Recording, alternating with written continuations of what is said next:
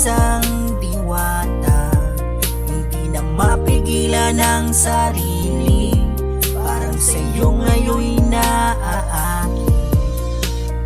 Dadalhin kita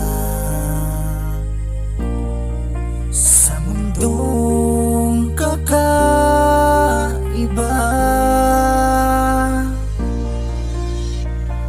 Hayaan lang ang damdamin na ikaw ay mahalin.